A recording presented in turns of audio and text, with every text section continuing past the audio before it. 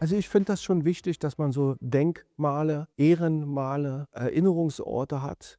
Orte, die uns vor allen Dingen auch daran, erinnern, wo wir herkommen, wie schwierig der Weg war, wo wir hinkommen und vor allen Dingen, was wir alles zu verlieren hätten und haben, wenn wir das nicht mehr haben, wenn wir Demokratie und Freiheit nicht mehr haben. Und dazu gibt es keine so eine monokausalen Erzählungen und Entwicklungen, sondern sind alles Bruchgeschichten. Und ich finde das toll, wenn man eben so Orte hat, öffentliche Orte, wo Männer, Frauen, Ereignisse gewürdigt werden und vor allen Dingen eben auch immer wieder so, dass man zum Nachdenken angeregt wird, was war das? Also, ich finde zum Beispiel toll begehbare Denkmalmäler oder eben Sachen zum Anfassen und vor allen Dingen muss es zum Identifizieren sein. Und das war in der DDR halt im doppelten Sinne, im doppelten architektonischen Sinne Brutalismus. Unter diesem Themankopf, dass ich den auch irgendwie bis zum Ende sehe, da bekomme ich auch als jemand, der weiß, wer Theman war, eine gewisse Angst. Angst, dass der mich erdrückt. Und das ist auch gewollt bei solchen Monumentaldenkmälern. Man soll Angst haben. Man soll in Ehrfurcht erstarren. Man soll das Irdische zum Außerirdischen, zum Göttlichen, zum Himmlischen erklären. Und du bist einfach als Individuum, wirst du da geradezu vernichtet. Ja? Und du sollst irgendwie im Kollektiv aufgeben. Du sollst da gar nicht mehr selber irgendwie dich einbringen, sondern dich unterordnen. Und das sollte natürlich in einer Demokratie, in einer freien Gesellschaft gerade so etwas nicht sein.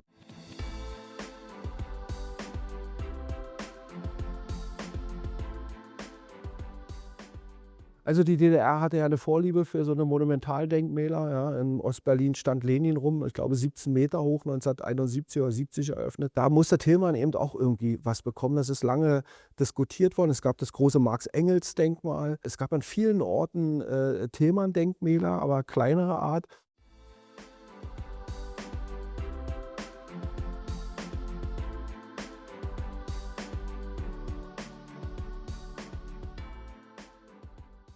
Und dieses Denkmal in Berlin, Ostberlin, war lange geplant. Im Kontext der Errichtung eines Neubauviertels im Prenzlauer Berg hat man dann eben dieses ganze Neubauviertel Thälmannviertel genannt und ein großes Areal auch mit den üblichen Merkmalen zu Massenaufmärschen, die man dann machen konnte, eben so ein Monumentalkopf hingesetzt. Durch diesen Riesenplatz, der 1986 eingeweiht wurde, für Aufmärsche an Feiertagen der DDR. Thälmann in seiner typischen Pose mit der erhobenen rechten Hand, die ja ganz klar signalisiert, ey Alter, wenn du nicht so tanzt, wie das meine Pfeife will, dann kriegst du diese Faust zu spüren. Guckt da sozusagen kämpferisch in die Gegend und das Ding steht da halt so mitten im Prenzlauer Berg herum. Und ja, man hat sich damals gefragt, was soll das? Und man fragt sich das heute, warum steht das da?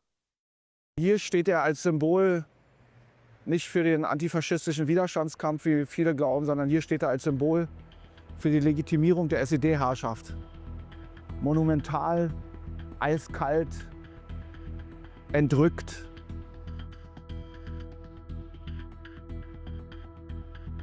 Also wenn man in der DDR groß geworden ist und gelebt hat, dann gehörte ja sowas zum Alltag.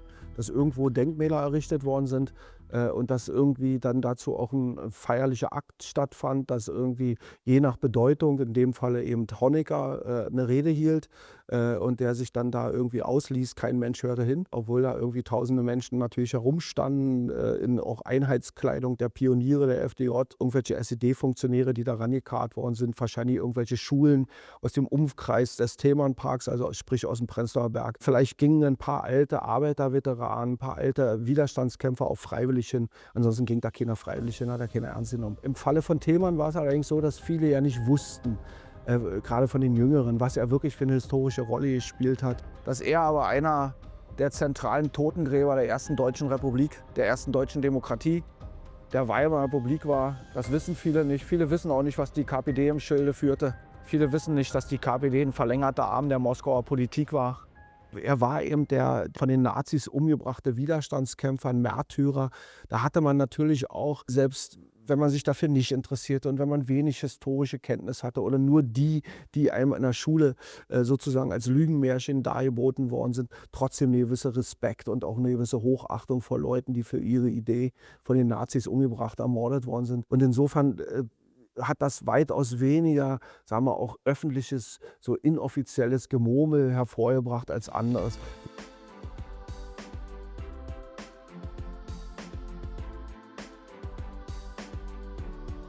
Ernst Thälmann zählte zu den schillerndsten Persönlichkeiten in der Geschichte Deutschlands, vor allen Dingen in der Geschichte der Weimarer Republik.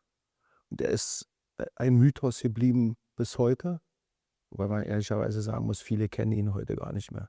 Er ist 1886 geboren worden in Hamburg. Sehr früh hat er sich der sozialdemokratischen Arbeiterbewegung angeschlossen und hat ganz verschiedene Jobs gemacht. Er hat also doch ein relativ unstetes Leben gehabt, muss man sagen. Und sehr prägend, wie für viele, insbesondere junge Männer dieser Generation, war dann seine Teilnahme am Ersten Weltkrieg. Die haben ja alle eine Grunderfahrung. Die Grunderfahrung ist das soziale Elend, das sie selbst erleben, die soziale Ungleichheit, die katastrophalen sozialen Zustände. Und das wird verstärkt durch den Ersten Weltkrieg. Er hat von 1915 bis 1918 an verschiedenen Frontabschnitten, fast überwiegend an der Westfront, gekämpft, ist auch schwer verwundet worden. War als Sozialdemokrat natürlich kein Freund des Krieges, kein Freund der Kriegsziele. Der Erste Weltkrieg in Deutschland mündet in der Novemberrevolution. Thälmann kommt zurück nach Hamburg, wo auch wie überall die Novemberrevolution tobt. Und da engagiert er sich halt als einer von vielen. Er wird Mitglied der USPD, einer wichtigen Abspaltung der SPD, der unabhängigen Sozialdemokratie. Macht dann da so eine kleine Parteikarriere innerhalb Hamburgs und wird dann Ende 1920, als sich die USPD mit der KPD zur VKPD, also zur neuen KPD vereinigt, KPD-Mitglied. Was interessant ist, dass der große Thälmann nicht von Anfang an bei der KPD dabei war. Thälmann war ein freundlich ausgedrückter Mann des Volkes, ein Mann der sozusagen der Hafenarbeiter, man kannte sich dort natürlich auch. Er war sicherlich nicht das, was man einen Parteiintellektuellen nennen könnte. Er war sicherlich nicht der sozusagen große Stratege, sondern er war eher Hans Dampf in allen Gassen und derjenige, der mit der Faust auf den Tisch mal gehauen hat. In der KPD gab es sehr, sehr viele verschiedene Kämpfe, Flügelkämpfe, die praktisch die Geschichte der Kommunistischen Partei Deutschlands von Anfang an dominierten. Und das führt letztendlich dazu, dass Thälmann 1925 mit Billigung Moskaus zum KPD-Vorsitzenden gemacht wird und damit zum mächtigsten Mann Moskaus in Deutschland seit 1925.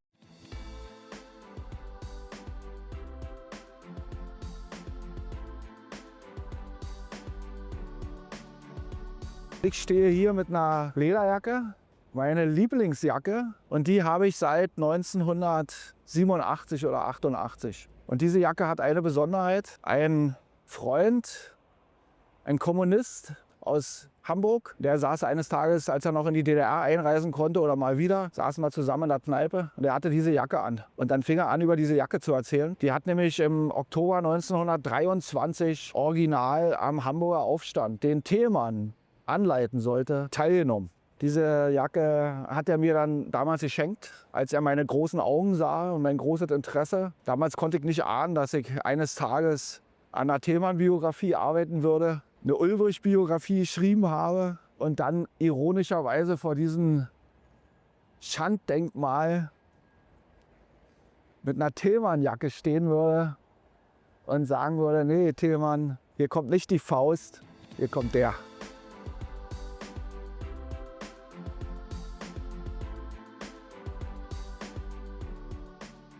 Also Thälmann war Stalins Mann in Deutschland, eigentlich seit 1925. Das ist deshalb wichtig, weil da gab es bereits die These seit 1924, dass der Feind für die Kommunisten die Sozialdemokratie ist. Die wurden bezeichnet als die Sozialfaschisten. Das ist eine These, die noch weit über das Jahr 1933 Bestand hatte in der kommunistischen Ideologie.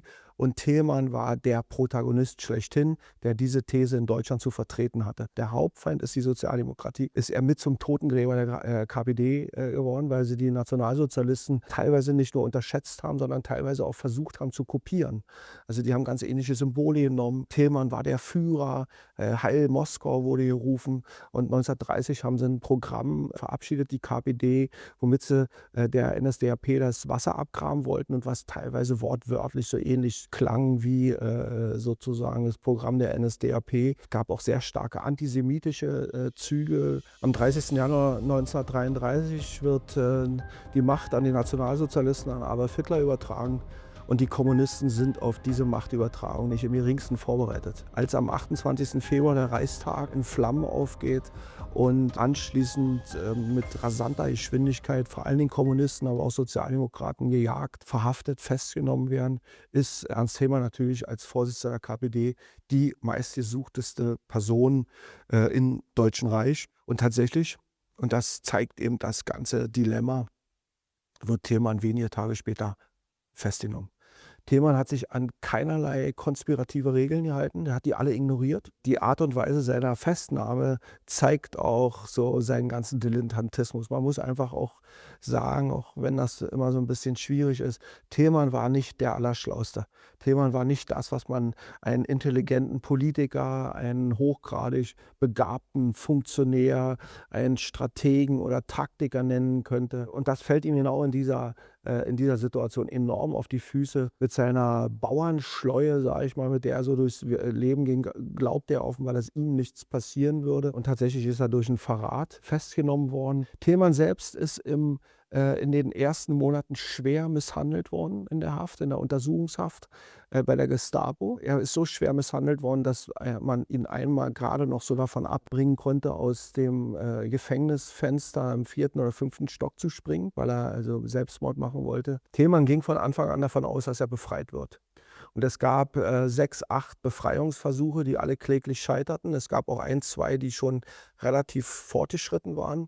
Die scheiterten letztendlich aber alle an dem gleichen Problem, dass Moskau und die engere KPD-Führung, aber eben vor allen Dingen Moskau, denn dort wurde das entschieden, nicht wirklich ein Interesse daran hatten, Thälmann freizubekommen. Und Thälmann hat immer wieder gefragt, und zwar in seiner eigenen Sprache: Ihr Lumpenhunde, warum holt ihr mich hier nicht raus? Ich bin so enttäuscht und so. Er wird 1933 verhaftet, ist erst in der Gestapo-Untersuchungshaft in Berlin, kommt dann irgendwann nach Hannover. Dann kommt er ins Zuchthaus nach Bautzen, wo er ähnlich wie in Hannover, so er teilweise noch besser untergebracht ist, und wird dann im August 1944 ins KZ-Konzentrationslager Buchenwald verlegt. Da gab es so einen Sonderbereich für prominente Häftlinge und wird im August 1944 ermordet. Diese Ermordung von Thälmann wird nicht sofort bekannt. Das heißt auch dann, er ist beim Bombenangriff ums Leben gekommen.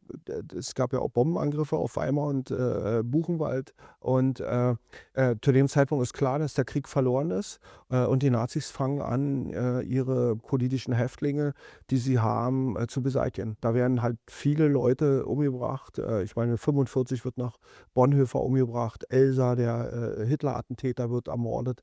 Und Thälmann in Buchenwald zählt eben auch dazu. Er ist der bekannteste politische Häftling der Nationalsozialisten und wird am Ende ermordet. Also bis zu diesem Zeitpunkt eine schillernde, aber auch eine gebrochene und eine sehr, sehr widersprüchliche Biografie. Er ist ein Opfer der Nationalsozialisten und er ist ein Totengräber der ersten deutschen Demokratie. Es gibt viele Gründe, seiner zu gedenken. Es gibt aber keinen Grund, ihn zu überhöhen.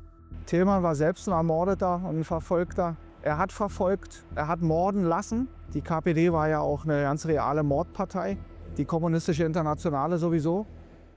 Thälmann ist praktisch ab 1945 so das Symbol für den kommunistischen Widerstand gegen die Nationalsozialisten. Es ist also eine wichtige moralische Ressource beim Aufbau der neuen Gesellschaft und des neuen Staates. Der erste wichtige Schub für diesen Thälmann-Kult, der erfolgt 1950. Und zwar wird der letzte Brief von Ernst Thälmann entdeckt. Und daraus hat man ein politisches Pamphlet gemacht, ein politisches Testament.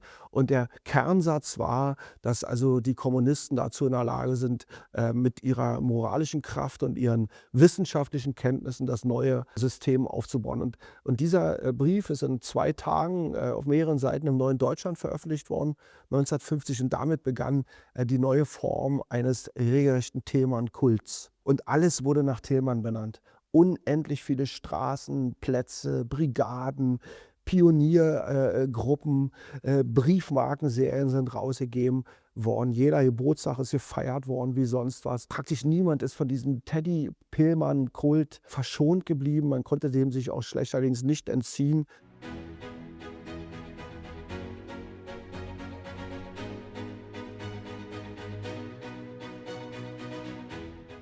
Also dieser Thälmann-Kult, den die SED ja auch wirklich ab den 50er Jahren ganz stark forciert hat, hat dann natürlich auch ganz viel materielle Überreste hinterlassen. Und eins davon sehen wir zum Beispiel hier im Depot des DDR-Museums. Das ist hier dieses Schild. Genau, also spätestens ab den 50er Jahren wurden ganze volkseigene Betriebe, Kombinate, Arbeitskollektive, Arbeitsbrigaden nach Thälmann benannt. Also man konnte dem wirklich kaum entgehen. Thälmann war gerade in der Arbeitswelt omnipräsent. Und genau das sieht man eben auch hier an diesem Schild. Das hing vermutlich in einem der Betriebe und sollte eben die Leute, die Belegschaft anspornen, noch bessere Leistungen zu erzielen. Das hat dann in den 50er Jahren durch 2 Ereignisse nochmal so einen richtigen Schwung bekommen. Erstens ist ein zweiteiliger DEFA-Film gedreht worden, Sohn seiner Klasse und Führer seiner Klasse. Ein Film von dem berühmten DEFA-Mann Metzig mit Simon in der Hauptrolle, der dem also auch tatsächlich so äußerlich so ein bisschen ähnlich sah. An den Drehbüchern hat Walter Ulbricht höchstpersönlich mitgeschrieben und hat sozusagen reingeschrieben, was ihm passte und rausgestrichen, wonach sie ihm beliebte. Und da beginnt dann eben auch im hohen Maße die Geschichtsfälschung. Da werden sozusagen viele Lügen eingebaut, und zwar nicht nur über Thälmann oder über Ulbricht, der da auf einmal auftaucht, eben auch über die KPD, über die Weimarer Republik, über all diese Zusammenhänge. Und das hat aber dann eben jahrzehntelang DDR-Menschen geprägt. In den 80er Jahren gab es nochmal einen Zweiteiler über Thälmann. Der war nicht viel besser, weil die ganze Geschichte der Weimarer Republik ist in der DDR im Schulunterricht, aber auch in der historischen Forschung, insbesondere wenn es um die KPD ging, wenn es um Thälmann ging, im hohen Maße verfälscht worden. Und solange so ein Ding hier so rumsteht oder so viele Straßennamen nach solchen Persönlichkeiten benannt sind, hat man ja gar keinen Grund, wenn man nicht so historisch bewandert ist, danach zu fragen, warum der eventuell nicht so gewürdigt werden sollte. 1979 kam eine große, dicke Thälmann-Biografie heraus. Es ist ein Machwerk von vorn bis hinten. Das heißt nicht, dass jeder Satz nicht stimmt, aber die Interpretation ist eine Katastrophe. Quellen werden darin verfälscht. Ja, es ist dann natürlich auch keine Überraschung, dass gerade in Ostdeutschland Ernst Thälmann eben auch bis heute noch ein Begriff ist bei vielen, weil eben die größte Massenorganisation für Kinder in der DDR nach Ernst Thälmann benannt worden ist. Das war die Pionierorganisation Ernst Thälmann, die auch schon 1948 gegründet wurde. Und ja, tatsächlich war es so, dass eigentlich spätestens ab den 60er, 70er Jahren wirklich weit über 90% aller Kinder Teilmitglied der Pionierorganisation waren. Und zwar war man ja erstmal Jungpionier von der 1. bis zur 3. Klasse. Und dann stieg man auch automatisch auf und wurde zum Thälmann-Pionier.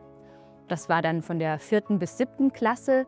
Und das war auch die letzte Stufe, bevor man dann den Übergang in die FDJ gemacht hat. Praktisch auch an jeder Ecke auch Thälmann-Denkmäler gab. Riesendenkmäler in Weimar und sonst wo. Und ein berühmtes eben in Ostberlin im Prenzlauer Berg, was immer umstritten war. Insofern hat auch dieser Platz wie alle historischen Plätze eine mehrschichtige Geschichte. Na gut, das ist immer das Problem bei Denkmälern im öffentlichen Raum. Wenn man jetzt wenigstens nicht dieses Basiswissen hat, was ich jetzt gerade versuchte anzudeuten, dann kann man damit gar nicht anfangen. Ja. Und da steht halt dieser große Kopf rum, der flößt einem ja auch so ein bisschen Angst ein. Wenn man so davor steht, dann denkt man so, gut, jetzt warst du hier, was soll ich noch hier? Ja. Also du hast ja offenbar alles geschafft, da bleibt ja gar kein Platz mehr für mich. Und das ist natürlich auch immer so ein bisschen die Idee hinter solchen Monumentaldenkmälern im Kommunismus. Das gehört ja zu dieser totalitären Gesellschafts- und Staatsauffassung, dass der Einzelne im Kollektiv aufgeht, dass der Einzelne nur ja nicht auf die Idee kommen muss, irgendwie selber jetzt hier nochmal den großen Zampano spielen zu wollen, sondern man ist Teil eines Kollektivs. Und solche Denkmäler sollten das mit symbolisieren. Sie haben letztendlich nicht wirklich diese Kraft, um das zu erreichen. Das hinterlässt ja nicht wirklich was, weil es nicht was zum Anfassen ist. Wenn man sich mit der Geschichte identifizieren will, wenn man da etwas rausziehen will, dann funktioniert das ja nicht auf so eine sterile, bronzene, stählerne, überlebensgroße Art, sondern dann braucht man da eher was zum Anfassen, dass man, das hätte mir ja auch passieren können oder so, und nicht in so einer sterilen Art. Und diese Denkmäler gehören eben zu diesem sterilen Heldenmythos, den man da kreieren wollte. Deswegen hat das auch damals nicht so die Leute nicht wirklich bewegt. Also wir haben ja das Phänomen, dass auch heute noch hunderte Straßen in Ostdeutschland nach Thälmann benannt worden sind. Naja, und die meisten Straßen in Ostdeutschland, die noch nach Kommunisten benannt sind, etwa 600, sind nach Ernst Thälmann benannt. Und immer wenn ich irgendwo hinkomme und darüber diskutieren will und sagen will, naja, schwierig, ja. Wobei ich ganz klar sagen will, ich habe ja nichts gegen eine Thälmannstraße in Hamburg, wo er geboren wurde oder so, ja. Aber nun überall. Und dann gucken die Leute und sagen, ja, warum nicht? Da war doch ein Kämpfer gegen die Nazis, ein Kämpfer gegen den Faschismus. Der war doch ein guter Typ. Der Teddy, der hat doch sich auch um seine Mitschüler gekümmert. Da kommen dann halt ganz viele Mythen zutage, die eben über die Jahre und Jahrzehnte immer wieder erzählt worden sind. Und die werden eben auch weiter erzählt. Ja. Und jeder hatte den Namen in der DDR gehört, mindestens über Thälmann-Organisationen, über die Straßen, über die Denkmäler. Man kam an ihm nicht vorbei und das hinterlässt Spuren. Das Schlimme an Geschichtsmythen und auch Lügen ist, dass sie weitaus einfacher einzupflanzen sind, als aus den Köpfen wieder herauszubekommen sind. Wenn man erstmal anfängt, irgendwelche Mythen zu erzählen, dann ist es schwierig zu beweisen, dass dieser Mythos nicht stattfindet. Weil etwas, was nicht stattgefunden hat, kann man viel weniger beweisen, als irgendetwas zu behaupten. Das kennen wir ja heute auch so. Manche sagen ja nicht umsonst, wir leben im postfaktischen Zeitalter. Meinungen werden einfach als Fakten ausgegeben. Und bei Thälmann ist es irgendwie auch so ein bisschen, weil es so Teil dieser SED-Geschichtspropaganda und die Geschichtsideologie war. Und Generationen von SchülerInnen in den Schulen der DDR sind damit groß geworden. Mit den auch netten, freundlichen Geschichten. Es wurde auch nicht gebrochen.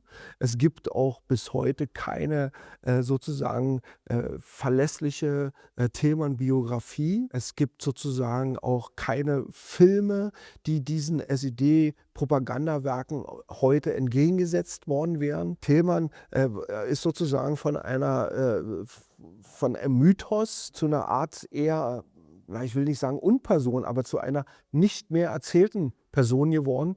Also hält man sich an den alten Mythen fest und insofern wabert der noch so weiter durch die Geschichte. Also wir haben ja in Ostdeutschland mehrere solcher Denkmäler und es ist immer die Frage, wie geht man damit um? Die einen sagen, abreißen und städtebaulich irgendwie neu den Platz gestalten. Und die anderen sagen, so kann man Geschichte nicht entsorgen. Wir müssen uns mit dieser Geschichte kritisch auseinandersetzen.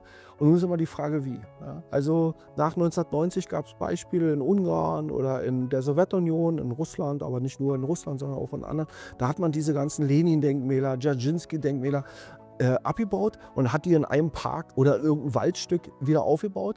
Und das ist dann natürlich auch ein interessantes Mahnmal, ein Denkmal. Da kommt ja der Begriff her. In Weimar steht ein Thälmann-Denkmal mitten in der Stadt. Da ist immer noch so ein Aufmarschplatz mit solchen kommunistischen Parolen. Ohne jede Kommentierung. Das Ding steht da einfach rum, wird seit vielen Jahren drüber diskutiert. Und da wird immer gesagt, ja, aber Thälmann ist ja hier bei uns umgebracht worden. Da muss man sagen, na gut, dann müsst ihr das oben in Buchenwald hinstellen. Der ist nicht hier unten in Weimar ermordet worden. Und da stellt sich dann immer auch die Frage, wie könnte man das denn kommentieren? Wie kann man so ein Denkmal so kommentieren, dass es auch eine gewisse Berechtigung hat, dass das so monumental da stehen bleibt? Reicht da wirklich so ein Täfelchen, was man womöglich noch suchen muss, wo dann erklärt wird, ja, dieses Denkmal ist hier dann und dann eingeweiht worden von der SED mit der und der Absicht, Thälmann war der und der und der. Manchmal entdeckt man dann so ein Täfelchen, man muss es aber suchen und es ist natürlich immer unvollkommen.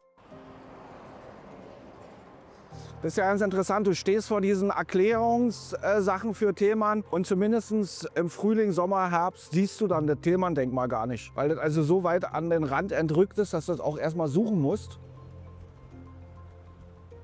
Und wenn man dann dieses Thälmann-Denkmal im Berlin-Prenzlauer Berg sieht, was nur eben wirklich so monumental ist, so groß und auch so zentral, also ist ja wie so eine kleine Sichtachse an 2 großen Magistralen, man muss dran vorbei und jeden Tag kommen Tausende, Zehntausende Menschen daran vorbei. Da ist dann schon die Frage, okay, was ist das eigentlich für ein Symbol, wenn ein Totengräber der ersten Deutschen Republik dort immer noch steht? Das ist keine Privatmeinung, sondern das ist eigentlich Common Sense in der historischen Forschung. Kaum jemand würde der Sache wirklich widersprechen können, wenn man sich ein bisschen in der Geschichte der Weimarer Republik auskennt.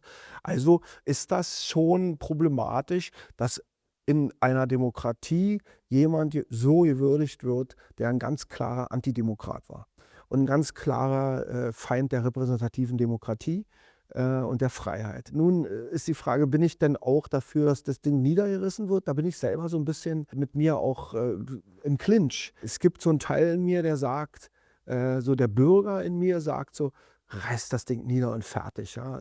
Den Lenin, der steht da auch nicht mehr rum, am Platz der Vereinten Nationen, den vermisst auch keiner. Und dann kommt aber so der Historiker, der sagt, naja, es ist immer schwierig so mit den Denkmälern. Vielleicht ist es ja doch besser, daraus wirklich ein Denkmal aus dem Helden Ehrenhain, was es ja ist und war, jetzt ein Denkmal zu machen. Wie könnte man das machen? Ich bin ganz klar der Meinung, so kann das nicht bleiben. Das muss hier zuwuchern, es muss entfremdet werden, es könnte umgedreht werden. Es gibt viele Möglichkeiten, ohne dass man die Geschichte entsorgt, ohne dass man sie einfach sozusagen entfernt und bald weiß niemand mehr, was hier stand. Aber so, glaube ich, fördert man nicht die kritische Auseinandersetzung damit. Da muss man schon ein bisschen mehr sich einfallen lassen. Also eine Variante wäre, man lässt den Ernst-Thälmann-Kopf einfach so allmählich langsam zuwachsen. Und dann werden sich die Leute fragen, ja, warum wird denn der nicht gepflegt? Warum wächst denn der so zu? Man sieht hier drumherum ist ein großer Park und man könnte diesen Platz zuwuchern lassen.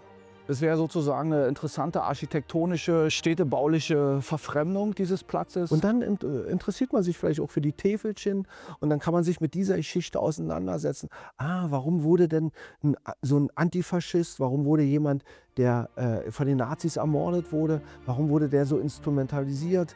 Warum war der Totengräber der Weimarer Republik oder einer der Totengräber der Weimarer Republik? Dann hat man tatsächlich so einen Erinnerungsort, der durch diese Form einfach zwangsläufig dazu führt, dass jeder, der da vorbeikommt und eine Sekunde darüber nachdenkt, sich mit solchen Fragen auseinandersetzen muss. Es gibt sicherlich noch bessere Ideen, aber alle scheinen mir besser zu sein, als den da einfach so stehen zu lassen.